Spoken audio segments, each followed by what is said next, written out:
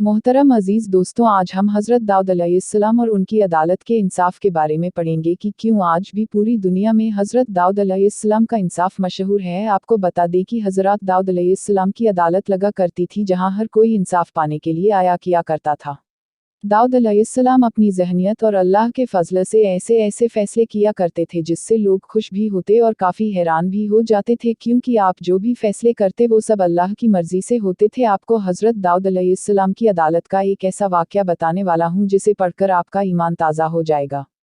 हज़रत दाऊद अलैहिस्सलाम की अदालत में एक बार दो शख्स हाजिर हुए और उसमें से पहले शख्स ने दूसरे शख्स पर यह इल्ज़ाम लगाया कि इसकी सारी बकरियां रात में मेरे खेतों में घुस गई और उन बकरियों ने मेरे पूरे फसल को खा लिया। मेरी आमदनी का अब कोई रास्ता नहीं बचा और अब इतनी जल्दी फसल भी तैयार नहीं कर सकता कि जिससे मैं अपना गुजारा कर सकूं। अब आप ही इंसाफ करें। उसके बाद हज़रत दाऊद अलैहिस्सलाम ने दूसरे शख्स की भी बात सुनी और ये फैसला किया कि सब बकरियां उस खेत वाले शख्स को दे दिया जाए। उन बकरियों की कीमत खेत के नुकसान के बराबर ही थी। उसके बाद वो सभी बकरियां खेत के नुकसान वाले शख्स को दे दिया गया। उसके बाद उसमें से दूसरा शख्स जिसकी बकरियां थी वो काफ़ी मायूस हो गया और जब वो दोनों वहां से जाने लगे तब उनकी मुलाकात हज़रत सुलेमान अलैहिस्सलाम से हुई, जिसके बाद वो दोनों ने हज़रत सुलेमान अलैहिस्सलाम को हज़रत दाऊद अलैहिस्सलाम का फ़ैसला बताया। जिसके बाद हज़रत सुलेमान अलैहिस्सलाम ने कहा, इस फ़ैसले से बेहतर एक और फ़ैसला है, अगर तुम चाहो तो मैं तुम्हें बता सकता हूँ। उस वक्त हज़रत सुलेमान अलैहिस्सलाम की उम्र सिर्फ 11 साल की थी। दोस्तों, आपको बता दूँ, हज़रत दाऊद अलैहिस्सलाम हज़रत सुलेमान अलैहिस्सलाम के वालिद हैं।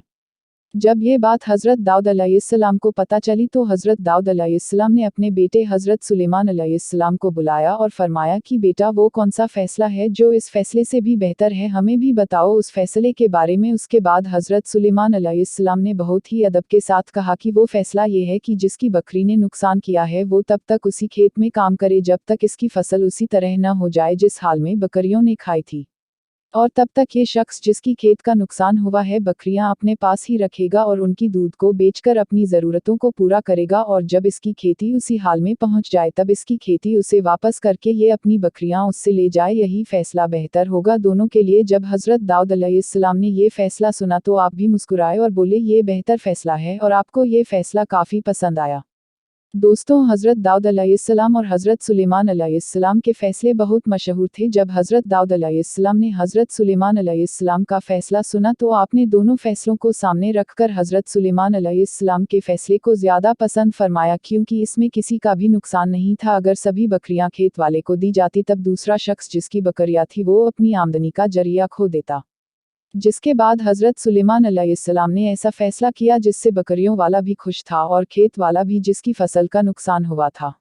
और कुछ वक्त के बाद बकरियां और खेती दोनों वापस उनके पास आ गई जिसके वो मालिक थे। दोस्तों, अल्लाह तौला ने अपने नबियों को ऐसी ताकत और ज़हनियत अता फरमाई जिससे वो बड़े बड़े फ़ैसले चंद लम्हों में कर दिया करते थे और ऐसा फ़ैसला करते थे जो एक आम इंसान की सोच से अलग होती है, जिसमें सबकी भलाई होती है और किसी का नुकसान नहीं होता। बेशक अल्लाह के नबियों की शान निराली है। अल्लाह तौला अपने